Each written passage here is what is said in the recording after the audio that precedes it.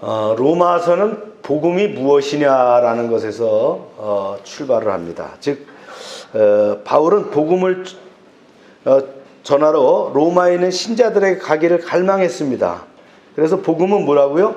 구원을 주시는 하나님의 능력이라는 거예요. 한번 따라합시다. 복음은 구원을 주시는 하나님의 능력. 네.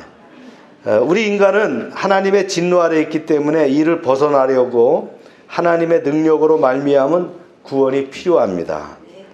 인류가 하나님의 진노 아래 있다는 것은 당연한데요. 바울은 이것을 이렇게 설명했어요. 같이 한번 읽어볼까요? 시작. 인간은 하나님의 피조물이면서도 하나님을 영화롭게 하지 않고 하나님을 창조물로서의 책임과 명예를 저버리고 있다. 하나님을 우상으로 바꾸어 하나님의 영광스러운 피조물인 인간의 삶을 부패와 더러움으로 몰고 갔다.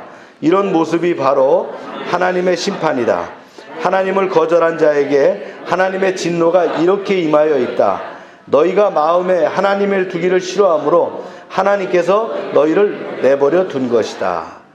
이게 지난 그 1장 후반부의 말씀을 요약한 게 바로 이 문장입니다. 그래서 인류에게 실제로 심판이 일어나고 있습니다. 인류가 하나님을 거부하고 자기 욕심과 소견을 따라 살기로 하자 인류의 역사는 고달프고 처참해졌죠. 역사의 기록대로 말이죠. 왜 현실이 이렇게 고달프고 처참해졌는지 1장 마지막 절에 그 이유가 제시됩니다. 이렇게 제시됐죠. 시작. 그들이 이 같은 일을 행하는 자는 사형에 해당한다고 하나님께서 정하심을 알고도 자기들을 행할 뿐만 아니라 또한 그런 일을 행하는 자들을 옳다 하느니라 알고도 행하고 동조했다, 그런 얘기예요. 안타깝죠. 우리는 무엇이 선이고 무엇이 잘못인지 알면서 그러나 살아남으려면 이럴 수밖에 없었어 라는 말을 덧붙입니다. 이럴 수밖에 없었어. 이렇게 하지 않으면 안 됐어. 할 수 없었어. 일이 자기에게 닥치기 전에는 모두 참 바른 말을 하고요. 바른 길을 얘기하지만 막상 닥치면 어떻게 합니까? 그럴 수밖에 없었어. 이렇게 핑계댑니다. 우리의 소원과 욕심과 선택의 한계를 적나라하게 보여주는 현실입니다. 그래서 로마서 2장, 오늘 말씀이 로마서 2장인데요. 바로 이 문제를 다루는 거예요. 우리가 하나님의 진노 아래, 심판 아래 있게 된 것은 몰라서가 아니라 잘 알면서도 할 수 없는 형편에 처해 있기 때문이라고 말하고 있다는 거예요. 먼저 판단하는 죄입니다. 이 무서운 죄입니다. 바울은 로마서 1장 마지막 부분에서 죄 아래에 있는 모든 사람이 어떻게 됐어요? 처절한 모습이 될 것이라고 공개했어요. 우리는 모두 하나님을 경멸한 그 불경의 죄에 빠졌습니다. 그래서 하나님은 우리에게 어떤 형벌을 내렸어요? 유기형벌, 내버려 두셨다는 거예요. 그 결과 우리의 몸과 마음이 전부 타락한 상태에 이르렀어요. 그래서 사도 바울은 이러한 문제를 진단한 것이에요. 이제 방법은 하나뿐이죠. 어떤 방법이에요? 복음에 나타나는 하나님의 의를 우리가 받아들이는 것이다라는 거예요. 아멘입니까? 우리의 노력으로는 안 돼요. 이것이 바로 로마서 1장의 결론이에요. 그래서 2장에서는 우리가 주목해서 발견해야 될 중요한 사실이 하나가 있는데 그것은 대명사가 바뀐다는 거예요. 1장에서는 사도 바울은 3인칭을 썼어요. 그래서 그들이란 말을 썼어요. 2장으로 넘어오면서 뭐라 하냐면 2인칭으로 전환합니다. 한번 살펴볼까요? 읽어보세요. 시작. 그들이 이같이 일을 행하는 자는 사형에 해당한다는 하나님께서 정하심을 알고도 자기들이 행할 뿐 아니라 또한 이런 일을 행하는 자는 옳다 하느니라. 뭐라 했어요? 그들이라고 하는 3인칭을 썼단 말이에요. 그리고 2장 보세요. 시작. 그러므로 남을 판단한 사람아 누구를 막론하고 내가 핑계하지 못할 것은 남을 판단하는 것으로 내가 너를 정죄함이니 판단하는 내가 같은 일을 행함이라. 2인칭 대명사 내가가 누굴까요? 여기서 보니까요.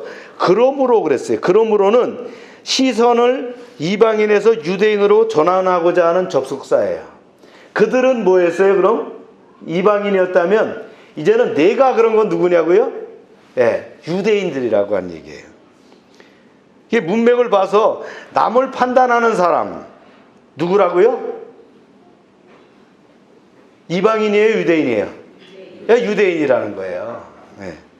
그래서 이 장을 이해하려면 이 점이 중요합니다. 이방인들만 갖고 얘기했는데 이제는 전환돼 가지고 내가 그러면서 유대인에게 화살을 돌렸어요. 이들은 바로 자신에게 아무런 문제가 없다는 도덕주의자들. 예. 이 사람들은 어떻게 합니까? 그 삶에 그다지 큰 문제가 없다고 하면서 살아갑니다. 사실 이들은 도덕적으로 그렇게 나쁘지 않아요. 남의 돈을 떼먹은 적도 없어요. 또 누군가에게 해를 끼친 적도 없어요. 또 어떤 불륜을 저지른 부적절한 관계를 맺지도 않았어요. 나름의 도덕성을 바탕으로 최선을 다해서 살아가는 사람들. 그래서 이들은 언제나 다른 사람들의 문제이지 자신들에겐 전혀 문제가 없다고 생각을 합니다. 자신과는 상관이 없다는 거예요. 넌 비즈니스다. 이건 내 문제가 아니야. 신문에 나는 문제야. 텔레비전에 나는 문제야. 세상은 그래 이렇게 봤다는 거예요. 그래서 이렇게 사는 사람들에게 모든 사람이 제 아래에 있다고 아무리 얘기해봐야 소용이 없다는 거예요. 로마서 1장 뭡니까? 네, 믿음으로 구원에 이르는 거 아닙니까? 아무리 설교를 해봐야 100번 설교를 들어봐도 듣지 않는 거예요. 이건 내 얘기가 아니라는 거예요. 나는 지금 의롭게 살고 있다 이렇게 얘기하는 거예요. 그들은 그 범주에 속하지 않는다고 생각하는 거예요. 로마서 1장에 나오는 그 불의를 행하여 하나님께서 유기의 행보를 받아서 몸과 마음이 타락한 사람들은 다른 사람들이지 자신들과는 전혀 관계가 없다. 하나님은 2인칭 대명사를 사용하셔서 뭐라고 했어요? 너라고 얘기합니다. 유대인들한테. 이 착각에 빠진 사람들의 삶에는 다음과 같은 뚜렷한 특징이 나타나요. 어떤 특징이냐면 첫 번째가요. 바로 이런 특징이에요. 남을 판단한다는 거예요. 자신이 남보다 낫다고 여겨서 그렇기 때문에 내색하진 않지만 어떻게 해요? 속으로는 남을 습관적으로 판단합니다. 하나님 앞에서 자신의 실제 모습을 보고 겸손해야 하는데 이들은 남의 허물을 먼저 보는 거예요. 자신들에게는 별 문제가 없다고 생각하기 때문이죠. 네. 오죽하면 바울은 그들을 부르면서 뭐라 그랬어요? 남을 판단하는 사람아 이렇게 얘기했어요. 혹시 우리가 이런 착각에 빠지고 있지 않은가요? 네. 이 착각에 빠진 두 번째 사람들의 두 번째 특징입니다. 이런 특징이에요. 자신의 잘못에 둔감하다는 거예요. 그래서 이들은 이렇게 말합니다. 바로 이렇게 말해요. 시작. 이런 일을 행하는 자를 판단하고도 같은 일을 행하는 사람아, 내가 하나님의 심판을 피할 줄로 아느냐. 이들의 문제가 뭐냐면요, 그들은 남을 판단하는 것을 즐기지만 사실 그들도 똑같이 그 일을 하고 있다라는 거예요. 그런데 왜 남을 판단해요? 그것은 자기 자신의 행동을 어떻게 해요? 합리화하는 거예요. 나는 아니야. 이렇게 한다는 거예요. 참 무서운 거예요.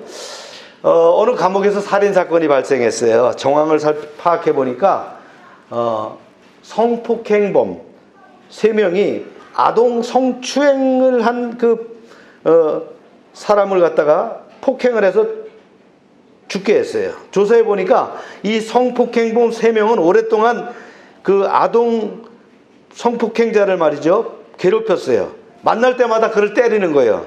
뭐라고 그랬는지 아세요? 야 임마, 그래도 그렇지 어떻게 애를 건드릴 수가 있어? 그런 거예요. 이 성폭행범 3명이 아동 성추행범에게 상습적으로 폭행을 하다가 결국은 어떻게 해요? 때려 죽이기까지 했다라는 거예요. 감옥에 가면 선한 사람이 많다고 해요. 그 사람들이 얘기하는 건 뭐라 그래요? 유전무죄, 무전유죄 이렇게 얘기하죠. 자기 돈 없어서 왔다는 거예요. 변호사만 잘 샀으면 자기는 안 왔다는 거예요. 그래서 자기는 괜찮은데 옆에 있는 놈은 진짜 나쁜 놈이라는 거예요. 자기는 조금 억울하게 감옥에 들어왔지만 저 사람은 나하고 다르다는 거예요. 이들의 공통점이 뭔지 아십니까? 애써서 자기 잘못을 보지 않으려고 한다는 거예요. 자신의 잘못에는 뭐예요? 둔감하다는 거예요. 사랑하는 여러분, 우리의 잘못에 민감하기 바랍니다. 예. 남의 잘못은 예민한데요, 자기 잘못에는 둔감한 거예요. 이게 어떤 특징이라고요? 바로 이런 특징이라는 거예요. 그런 문제점이 있는 거예요. 예. 세 번째는요, 이 착각에 빠진 사람의 세 번째는 자신은 비교적 선하다고 생각하는 거예요. 보통 사람의 그 마음속에는 사람을 분류하는 세 가지가 있다 그래요. 그래서 먼저 명백하게 나쁜 사람이 있어요. 누가 있어요? 성경의 가룟 유다 같은 사람. 그죠? 그 다음에 연쇄살인범 유영철이, 그 다음에 이춘재, 히틀러, 이런 사람들이에요. 근데 반면에 명백하게 선한 부류가 있죠. 우리가 아는 마더 테레사라든가, 한경직 목사님, 이런 분들, 리빙스턴, 이런 사람들은 절대 선한 부류예요. 그리고 중간의 부류는 누굽니까? 우리는 자신을 비롯한 많은 사람들을 중간의 범죄에게 포함하는 거예요. 그래서 대부분의 사람들이 스스로 성자는 아니지만 다른 사람에게 비교하면 어떻게 해요? 선하게 산다고 생각하는 거예요. 이 말씀이 우리에 향한 것이라면 스스로 진단해 보시기 바랍니다. 그래도 나는 괜찮아. 예. 만일 이런 생각이 있는 사람이 있다면 바로 하나님이 여기에 말씀하시는 2인칭 대명사에 해당하는 사람이 바로 당신이라는 거예요.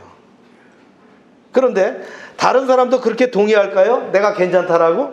예. 내가 선한 사람이라고 하나님도 동의하실까요?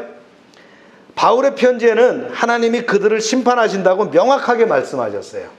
우리 1, 2, 3절 한번 다시 읽어봅니다. 시작. 그러므로 남을 판단하는 사람아, 누구를 막론하고 내가 핑계하지 못할 것은 남을 판단하는 것으로 내가 너를 정죄함이니 판단하는 내가 같은 일을 행함이니라. 이런 일을 행하는 자에게 하나님의 심판이 진리대로 되는 줄 너희가 아노라. 이런 일을 행하는 자를 판단하고도 같은 일을 행하는 사람아, 내가 하나님의 심판을 피할 줄로 생각하느냐? 이 말씀이 우리를 향한 하나님의 일갈입니다. 하나님은 우리가 마땅히 내리시기를 바라는 심판을 우리에게도 똑같이 내리신다는 말이에요. 충격적인 말씀이죠. 아마 이런 생각이 들지도 몰라요. 세상에 나쁜 사람이 많은데 내가 뭘 잘못했다고 하나님이 나를 심판하신다는 거야. 그 이유는 뭐예요? 바로 하나님이 우리를 그분의 공의로 공정하게 심판하시기 때문입니다. 이것이 하나님의 심판의 원칙이에요. 네. 오늘 말씀의 큰 대지 두 번째입니다. 그 완고한 죄가 있다는 거예요. 하나님께서 유대인들을 택하신 것은 그들이 잘나서가 아니에요. 하나님의 은혜가 얼마나 큰지를 유대인들에게 그들에게 증명하기 위해서였어요. 그래서 세상에서 가장 작은 민족을 택했다라고 성경에 말씀합니다. 이렇게 말씀하셨어요. 시작. 여호와께서 너희를 기뻐하시고 너희의 택하심은 너희가 다른 민족보다 수가 많기 때문이 아니라 너희가 오히려 모든 민족 중에서 가장 작으니라. 네가 약하기 때문에 내가 택한 거라는 거예요. 하나님이 나를 택하시면 뭐예요? 약하고 부족하기 때문에 택하셨다는 거예요. 그런데 유대인들은 스스로 선민임을 자랑하고 다른 민족을 뭐라고 했어요? 지옥의 불쏘시개로 봤다는 거예요. 그러면서 멸시하고 정죄하고 심판했어요. 하나님께서 얼마나 마음이 아프시겠어요. 하나님께서 유대인들이 그 죄를 회개하기까지 오래 기다리고 계셨어요. 그런데 회개는 하지 않고 어떻게 해요? 이방인들을 더욱 심판하는 거예요. 그것은 오래 참으시는 하나님을 업신여기는 것이라고 말씀합니다. 말씀을 보세요. 시작. 혹 내가 하나님의 인자하심이 너를 인도하여 회개하게 하심을 알지 못하여 그의 인자하심과 용납하심과 길이 참으심이 풍성함을 멸시하느냐. 여기서 우리가 죄 지은 사람은 어떻게 대해야 될까라는 것을 알 수 있어요. 나도 똑같은 죄인이라는 것을 인정해야 돼요. 그 사람만 죄인이 아니고 나는 의인이라는 태도를 갖는 것은 무서운 죄라는 거예요. 우리는 죄 지은 사람을 대할 때 우리의 죄를 다루시는 하나님의 마음을 아셔야 됩니다. 그래서 하나님이 인자를 베푸셔서 그들을 인도하여 회개하게 하신다, 이렇게 봐야 되는 거예요. 하나님은 풍성하신 인자하심과 너그르심으로 오래 참고 계신다는 거예요. 정죄하고 심판하지 말고 그들이 스스로 회개하고 돌아오기를 기다려야 합니다. 풍성하신 인자하심과 너그러우심으로 오래 참으시는 하나님처럼 우리도 그렇게 해야 된다는 거예요. 죄 짓는 자를 보면, 그런 사람을 보게 되면 어떻게 돼요? 우리가 긍휼을 여기면서 저렇게 보이는 것은 뭐예요? 내가 죄 짓지 말라는 거예요. 하나님의 마음이 그들을 기다리며 인도하신다는 걸 바라보라는 거예요. 로마서 1장과 2장은 예수님께서 누가복음 15장에서 말씀하신 탕자의 비유와 같은 말씀이에요. 예수님의 말씀은 아버지의 재산을 탕진한 둘째 아들이나 동생을 정죄한 큰아들이나 뭐라 그랬어요? 다 똑같은 탕자라는 거였어요. 네. 그래서 그런 말을 하죠. 집 밖에 탕자, 집 안에 탕자가 있었다는 거예요. 어쩌면 누가 더 큰 죄인이에요? 큰아들이 더 큰 죄인일 수 있다는 거예요. 우리가 참 거기 비중을 둬야 돼요. 둘 다 구원이 필요한 아들이라는 것이 핵심 비유인데요. 사도 바울은 이 비유와 똑같은 의미로 말하는 거예요. 그래서 로마서 1장 18절에서 32절이 탕자인 동생에 대한 이야기라면, 이방인들, 그죠? 마음과 몸으로 막 범죄한 이야기가 나왔잖아요. 네. 로마서 2장 1절부터 11절은 동생을 정죄하는 형에 대한 말씀이라는 거예요. 우리는 대부분 큰아들에 속해요. 그렇죠? 이미 예수를 믿고 주일에 예배 나와서 지금 드리고 있잖아요. 네. 그래서 우리는 다 반듯하고 경건하게 산다고 생각을 합니다. 네. 그런데 문제는 뭐예요? 우리가 큰아들과 같은 경향을 가지고 있다는 거예요. 방탕한 사람을 보면 어떻습니까? 즉시 마음의 판단이 되고요. 정죄감이 일어나지 않습니까? 그런 사람이 가까이 오면 어떤 느낌이 듭니까? 우리가 바로 큰아들과 같은 존재라는 거예요. 말씀을 한번 볼까요? 시작. 다만 내 고집과 회개하지 않은 마음을 따라 진노의 날, 곧 하나님의 의로우신 심판이 나타나는 그날에 임할 진노를 내게 쌓는도다. 5절에 보니까 완고하여 회개할 마음이 없는 이 사람은 남을 판단하는 사람이에요. 그래서 죄를 지은 사람은 처음에는 발뺌하면서 변명을 하고 버텨요. 그러나 죄가 밝혀지면 눈물을 흘리고 회개하며 두려워 떨면서 용서해달라고 합니다. 죄를 지은 사람은 죄가 드러나면 어떻게 해요? 팍 꺾여버리죠. 그러나 이런 사람은 어떻게 해요? 오히려 회개할 기회가 있어요. 죄를 졌기 때문에 꺾인 사람은 회개할 기회가 있다는 거예요. 그러나 남을 정죄하고 심판하는 사람은 좀처럼 회개하지 못한다는 거예요. 자기가 잘못했다고 깨닫지 못했기 때문이죠. 오히려 잘못한 사람을 어떻게 해요? 잘못했다고 말하는 것이 뭐가 잘못이냐라고 이렇게 따지는 거예요. 그러다가 하나님 앞에 가서 어떻게 해요? 자기 말과 행동 그리고 마음에 품었던 것이 드러날 때 진짜 비명을 지르고 나가 자빠질 것이라는 거예요. 아, 내가 나를 정죄했구나라는 거예요. 우리 마음 속에는 레코드가 있다는 거예요. 기록 장치가 있어서 우리가 남을 정죄할 때마다, 남을 평가할 때마다 어떻게 해요? 그것이 다 기록된다는 거예요. 그래 하나님 앞에 서면 그것이 다 레코딩 됐던 것이 말이죠. 다시 보여진다는 거예요. 나타나게 된다는 거예요.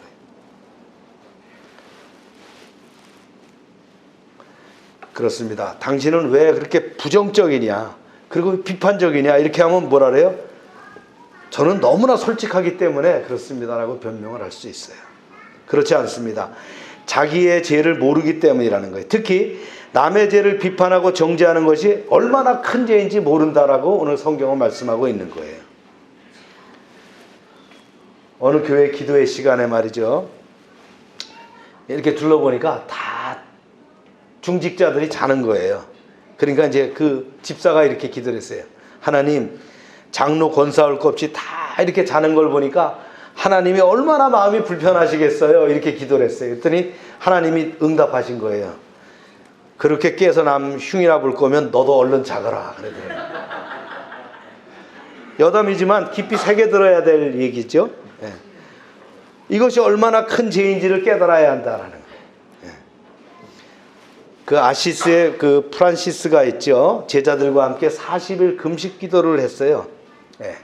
그게 이제 마지막 날이에요. 네. 마지막 하루 남겨놓은 39째 되는 날. 허기를 이기지 못한 한 젊은 제자가 수프 냄새에 이끌려서 가서 자기도 모르게 한 숟갈 떠먹어 버렸어요. 그러자 많은 제자들이 그 떠먹은 실수한 제자를 보면서 어떻게 됐어요? 인상이 찌푸려지고 노려보게 됐죠. 왜요? 그가 금식을 깨트렸기 때문에. 자기 수도원의 금식을 깨트렸단 말이죠. 이때 프란시스가 말이죠, 말없이 수저를 집어들더니 젊은 제자가 먹던 수프를 천천히 떠먹기 시작했어요. 놀라서 스승을 쳐다보는 제자들을 향해서 프란시스가 얘기합니다. 우리가 금식하며 기도를 드리는 것은 모두 예수님처럼 살자는 것인데, 굶으면서 이렇게 서로 미워하는 것은 소용이 없다. 실컷 먹는 게 낫지 않겠느냐 그러면서 먹더라는 거예요. 사랑하는 여러분, 우리의 완고함을 돌아보시기 바랍니다.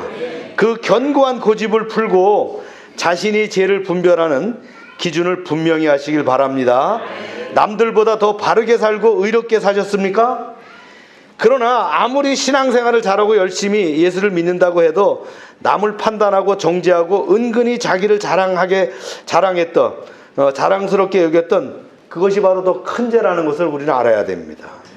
우리가 예수님을 제대로 믿었다면 용서하고 사랑하는 사람이 되어야 할 것입니다. 네, 오늘 말씀의 대지 세 번째는요, 공평하신 하나님의 심판입니다.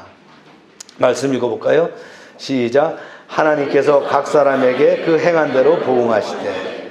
믿음은 사랑으로 열매를 맺는 것이 진짜지요. 이 6절 말씀 보세요.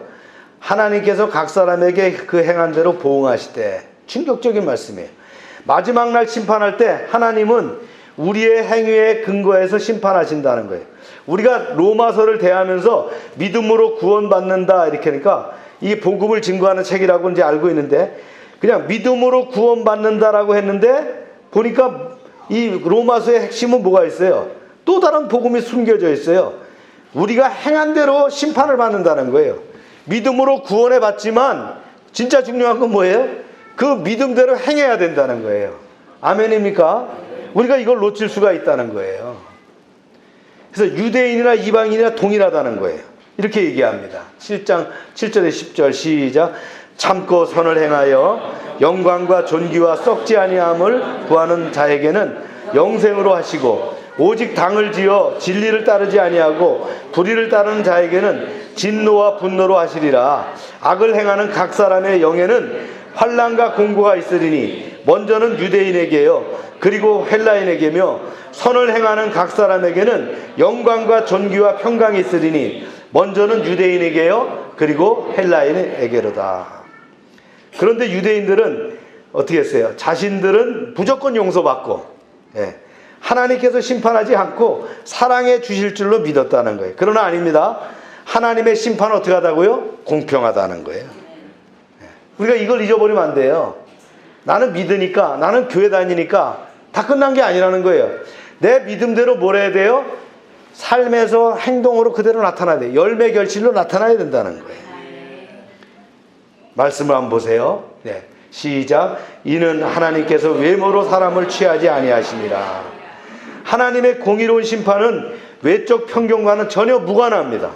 하나님은 오직 각 사람의 진심을 보시며 믿음에 따라 행한 대로 심판하신다는 거예요. 구원은 어떻게 받아요? 믿음으로 구원받는 거예요. 할렐루야. 그러나 그 믿음에는 뭐가 따라요? 반드시 행함이 따라야 된다는 거예요. 하나님이 우리를 믿음으로 구원하시는 것은 어떤 죄를 짓고도 살아도 믿으니까 구원해 주시겠다, 이게 아니에요. 믿으니까 이제 구원받은 자의 삶을 살아야 된다는 거예요. 우리가 구원받으려면 어떻게 해요? 믿음의 행위를 더해야 된다는 거예요. 할렐루야. 네. 그래서 구원은 믿음으로 받는 것이죠. 그러나 정말 믿는 사람은 어떻게 해요? 사랑의 열매가 맺어지게 된다는 거예요. 네. 우리가 특히 믿는 사람들이 조심해야 될 부분이 거예요. 나는 믿는 사람이야, 나는 하나님의 사람이야 살면서 그 사람의 모습과 태도나 언행심사를 보면 전혀 아니라면 그거는 가짜일 수 있다는 거예요. 그래서 우리가 예수님의 십자가를 통해서 한없는 하나님의 용서와 사랑을 받았음을 믿고 우리 죄를 지고 십자가에 죽으신 주 예수님이 우리 마음에 임했다라고 믿는다면 우리는 반드시 용서와 사랑을 하게 된다는 거예요. 그러니까 십자가를 바라봤더니, 십자가를 믿었더니 이걸로 끝나는 게 아니라는 거예요. 그 십자가에 달리셨던 예수님의 그 마음이 내 마음에 담겼기 때문에 그 마음이 따른 행동이 나타나는 거라는 거예요.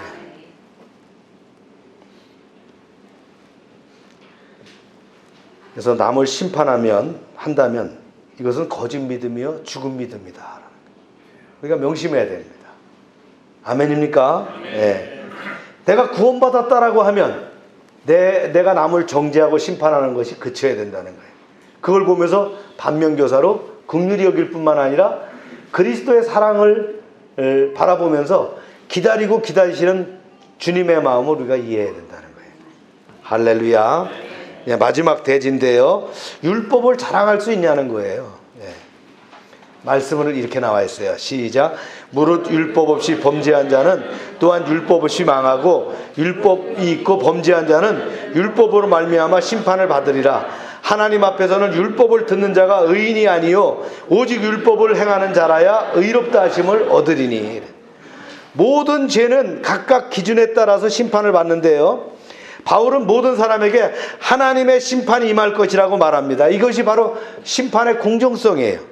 율법을 받은 유대인은 그 율법의 요구에 따라서 심판을 받고, 율법을 받지 않은 이방인들은 어떻게 해요?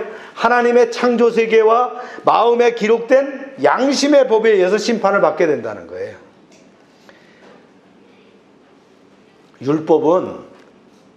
구약의 율법은요, 인간이 바른 길로 가는 중요한 안내서입니다. 그런데 유대인들이 하나님 앞에서 바르게 살지 못하는 이유가 무엇입니까? 지도책은 가졌는데 지도책대로 가지 않고 자기 멋대로 갔다는 거예요. 율법은 가졌는데 율법대로 살지 않았다는 거예요. 그들은 하나님의 말씀을 가졌다는 자부심만 있어요. 그런데 실제로 하나님의 말씀대로 살지 않았다는 거예요. 여기서 우리가 유대인들의 심각한 문제를 봅니다. 그들은 머리로는 말씀이 자신의 자신을 생명길로, 바른 길로 인도하고 있다고 믿었지만 머리로 하는 것이 어디로 안 내려요? 가슴으로 안 내려오는 거예요. 그러니까 행동으로 옮겨지지 않는 거예요. 우리가 머리로 아는 것만으로는 아무것도 할 수 없어요. 내가 머리로 믿는 것이 실제로 나야 되는 것이 되기 위해서는 어떻게 해요? 이것이 가슴에서 감동과 은혜로 내려와서 생활로 변화돼서 나타나야 된다는 거예요. 할렐루야. 그런데 유대인들은 자신이 하나님의 말씀을 아니까 그만큼 세상에서는 믿음이 좋은 것이고 그만큼 바르게 살 수 있다고 자신했다는 거예요. 이게 이 바울이 지적하는 아주 중요한 그 초점이에요. 안다고 바르게 사는 것이 결코 아니라는 거예요. 율법을 제대로 아는 사람은 인간의 힘으로 할 수 있는 것이 아무것도 없다는 것을 깨닫게 됩니다. 그래서 모든 것이 하나님의 처분에 맡기는데요, 이것을 율법대로 사는 것을 그러니까 그것이 바로 율법대로 사는 거예요. 율법대로 산다는 건 뭐예요? 내가 할 수 없이 내가 율법대로 따라가는데 그걸 인도하시는 분이 누구예요? 성령님께서 인도해 가신다는 거예요. 율법은 그 자체로는 효력이 없으나 하나님에 대한 절대적인 신뢰와 믿음으로 나갈 때 바른 길로 나갈 수 있다는 거예요. 말씀에 이렇게 나와 있어요. 그래서 시작. 곧 나의 복음에 이른 바와 같이 하나님이 예수 그리스도로 말미암아 사람들의 은밀한 것을 심판하시는 그날이라. 바울이 깨달은 나의 복음은 하나님이 그리스도로 말미암아 은밀한 죄까지 심판하신다는 것이 포함된다는 거예요. 그러니까 성도는 하나님의 말씀을 들을 수 있는 놀라운 은혜를 받은 자입니다. 그러므로 죄의 심각성과 심판의 엄중함을 깨닫고 말씀과 양심을 통해서 주시는 하나님의 음성에 민감해야 되는 거예요. 하나님은 우리의 은밀한 것까지 헤아려 심판하십니다. 자신과 다른 사람에 비교해서 선하다고 생각하지 말라고 하셨어요. 하나님 앞에서 정직하게 자신의 모습을 직면하라는 거예요. 예수님은 바리새인들을 향해서 아주 날선 말씀을 하셨어요. 이렇게 하셨죠. 시작. 너는 내 눈 속에 있는 들보를 보지 못하면서 어찌하여 형제에게 말하기를 형제여 나로 내 눈 속에 있는 티를 빼게 하라 할 수 있느냐. 우리가 잘 아는 다윗 왕이 있습니다. 그는 하나님의 사람이자 믿음의 사람입니다. 그러나 그는 어느 날 죄를 지는데요. 모든 부하 장수들이 전쟁터에 나갔어요. 그래서 늦잠을 자고 일어나서 궁궐을 거닐다가 보니까 궁궐에서 이렇게 내려다 보니까 한 여인이 목욕을 하고 있는데 그 자태가 아리따운 거예요. 그래서 부하를 시켜서 시종을 시켜서 얘기합니다. 저 여인을 불러봐라. 그러니까 시종이 딱 눈치를 채고 얘기하는 거죠. 저는 전쟁에 나간 그 장수 우리아의 부인입니다. 이렇게 얘기했어요. 근데 하여튼 불러봐. 그런데 문제는 어떻게 생겼어요? 네. 문제가 생긴 거예요. 그렇죠? 그래서 임신이 됐어요. 임신이 된 걸 어떻게 이걸 가릴까라고 고민하다가 한참 전쟁 중에 있는 그 남편을 불러드립니다. 그리고는 술 한 잔 먹여가지고는 네가 수고했다. 가서 집에 가서 쉬어라. 그러니까 이 장수 우리아가 얼마나 충성스러운 사람인지 이렇게 얘기합니다. 다른 동료들이 다 전쟁에 나가 있는데 제가 어떻게 아내와 가서 즐길 수 있겠습니까? 그러고는 경비실에서 가서 자는 거예요. 몇 번을 해도 안 되니까 이 사람 안 되겠구나. 전쟁에 보낼 때 편지를 하나 써서 보내죠. 그 편지 내용은 그겁니다. 이 장수를 최전방에 아주 접전 지역에 보내라는 거예요. 그래서 우리아가 그 전쟁터에 나가 죽습니다. 그리고 안심을 했죠. 야, 이제 다 이제 딱 끝났다. 없어졌다 말이지. 이제 완전하다. 이렇게 생각했는데 어느 날 나단 선지자가 찾아왔어요. 그리고 얘기합니다. 왕이시여, 우리 동네에 굉장히 양을 많이 가진 부자가 있는데 그 옆집에는 가난한 목부가 사는데 이 사람은 양 한 마리, 암양 한 마리를 키우면서 아주 가족처럼 키우는 사람이 있습니다. 그런데 부자한테 손님이 왔어요. 그래서 이 부자가 그 암양을 뺏어다가 잡아갖고 손님을 대접했습니다. 그러니까 다윗이 왕좌에서 벌떡 일어나면서 얘기했어요. 이런 빌어먹을 놈이 있나 했다. 그놈이 누구냐 이렇게 반응했다는 거예요. 이렇게 얘기했어요. 시작. 다윗이 그 사람으로 말미암아 노하여 나단에게 이르되 여호와의 살아계심을 두고 맹세하노니 이 일을 행한 그 사람은 마땅히 죽을 자라. 이렇게 경노했다는 거예요. 이 순간 하나님의 명령을 받은 나단이 말이죠. 담대하게 다윗을 가리켜 표정을 바꾸면서 목소리를 가다듬고 얘기합니다. 왕이시여, 당신이 바로 그 부자입니다. 이때 다윗의 훌륭한 점이 이때 나타나죠. 나단을 죽여서 입을 막을 수도 있지만 그러나 그렇게 하지 않았어요. 그는 나단의 지적 앞에서 무릎을 꿇습니다. 그리고는 시편에 기록된 것처럼 침상을 적실 만큼 하나님 앞에 회개의 눈물을 흘립니다. 하나님은 다윗을 용서했었어요. 그러나 죄에 대한 심판도 하셨죠. 다윗의 죄로 말미암아 어떻게 합니까? 나라에 큰 환란이 있고 아들의 배반을 겪어야 했어요. 이들이 자신의 후궁과 돌아가는 것을 보아야 했다는 거예요. 우리 믿는 교인의 상당수들이 그럽니다. 나 정도는 괜찮은 사람이야 이렇게 생각할 수 있다는 거예요. 왜 그렇습니까? 자신은 교회를 다니고 그다지 큰 죄를 지은 적도 없기 때문입니다. 감옥에 있는 악한 사람들이 문제라는 거예요. 신문에 나는 사람들, 그죠? 그런 사람들이 문제라는 거예요. 그러나 사도 바울은 이렇게 고백합니다. 내가 죄인 중에 개순이라. 하나님은 바울을 통해서 지금 우리에게 지적하십니다. 너희가 판단하는 죽어 없어질 사람이 바로 너다라는 거예요. 이것이 바로 2인칭 대명사의 의미예요. 우리가 왜 이 말씀을 받아야 합니까? 말씀 앞에 엎드릴 때 비로소 복음을 받아들일 수 있다는 거예요. 우리가 죄인이라고 회개하면서 나갈 때에 복음이 바로 우리한테 꽂힐 수 있다는 거예요. 그냥 아는 것이 중요한 것이 아니라는 거예요. 그 믿음으로 믿음에 이르게 한다 그랬다는 거예요. 그 믿음으로 행동을 하며 열매를 맺게 한다는 거예요. 사랑하는 여러분, 우리 안에 더러움이 있습니다. 오직 그 갈보리 십자가에서 고난당한 예수 그리스도의 피만이 그 죄로 얼룩진 우리를 구원할 수 있습니다.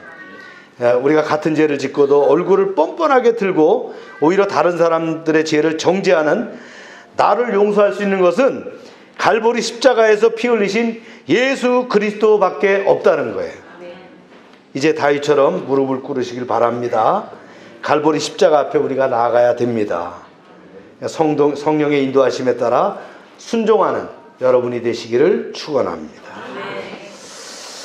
우리 다 같이 마음을 가다듬고 기도하시길 바랍니다. 사랑하는 여러분, 다윗이 지적한 로마 교회 유대인들처럼 착각하고 있는 것은 아닌가 우리는 돌아봐야 됩니다. 판단하는 죄, 또 우리 자신의 죄에는 둔감한 그런 심성, 스스로는 선하다고 착각하는 그런 마음이 아닌가 우리가 돌아봐야 될 줄로 믿습니다. 당시 유대인들의 그 완고함의 결과가 무엇이었습니까? 결국은 하나님의 진노를 받을 수밖에 없었습니다. 공평하신 하나님의 심판은 행위대로 보응하신다고 하셨습니다. 외적으로는 무관합니다. 동일하게 심판하실 것입니다.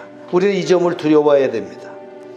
유대인들이 자랑하는 율법의 그 이점과 한계가 뭡니까? 율법은 안내서였지만 그들에게는 지도였지만 그 지도대로 살지 않았다는 거였습니다. 율법을 행해야 구원을 얻을 수 있습니다. 우리가 오늘 말씀을 되새기면서 여러분 기도하시길 바랍니다. 할렐루야로 기도합시다. 하나님 아버지, 우리는 간악한 죄인입니다. 죄인 중에 죄인임을 다시 한번 깨닫게 하심을 감사합니다. 우리가 정죄하는 죄를 저질렀습니다. 판단하는 죄를 저질렀습니다. 자신의 죄에는 둔감합니다. 이제 나만은 선하다고 착각하고 있지 않은가 돌아보게 하여 주시옵소서. 이제 하나님 완고함을 깨트리고 이제 하나님 십자가 보혈로 돌아가서 이제 하나님 주님 앞에 엎드릴 수 있는 그런 믿음을 더하여 주시옵소서. 공평하신 하나님의 심판 앞에 이제 하나님 겸손히 나갈 수 있도록 허락하여 주시옵소서. 이제 유대인이 율법을 자랑하였듯이 자랑하는 믿음을 자랑하는 신앙을 자랑하는 우리가 아니라 진실로 그 믿음의 가슴을 품고 그 아버지 하나님 감동대로 행하여 이제 승리하는 그런 삶을 살아갈 수 있도록 주님 허락하여 주시옵소서. 로마서를 통하여 이제 하나님 바울이 선포했던 그 가르침을 저희가 믿음으로 받게 하시고 저희의 신앙을 점검하게 하시고 다듬어 반듯하게 하는 그런 믿음의 시간이 될 수 있도록 허락하여 주시옵소서. 할렐루야. 주님 영광 받아 주시옵소서. 하나님 아버지, 로마서를 통해서 진리의 복음을 받게 하심을 감사합니다. 우리가 아는 것에 치우치지 않게 하시고 겸손하게 복음을 붙잡게 하시고 십자가 앞에 나아갈 수 있도록 허락하여 주시옵소서. 우리가 판단하지 않게 하시고 이제 하나님 우리의 죄에 대해서 둔감하지 않게 하시고 스스로 선하다고 착각하지 않게 하여 주시옵소서. 우리의 완고함을 깨트리게 하시고 십자가 앞에 나가게 하여 주시옵소서. 행위대로 보응하시는 하나님의 심판의 공적성을 깨달아 알게 하여 주시옵소서. 이제 말씀이 계속될 터인데 이제 로마서를 통해서 우리의 신앙을 다듬어 조정하게 하시고 이제 정리하는 그런 시간이 되길 원합니다. 2020년 우리가 믿음 안에 견실하게 세워지게 하시고 한 단계 도약하는 믿음을 가지게 하여 주시옵소서. 예수님의 이름으로 기도합니다. 아멘.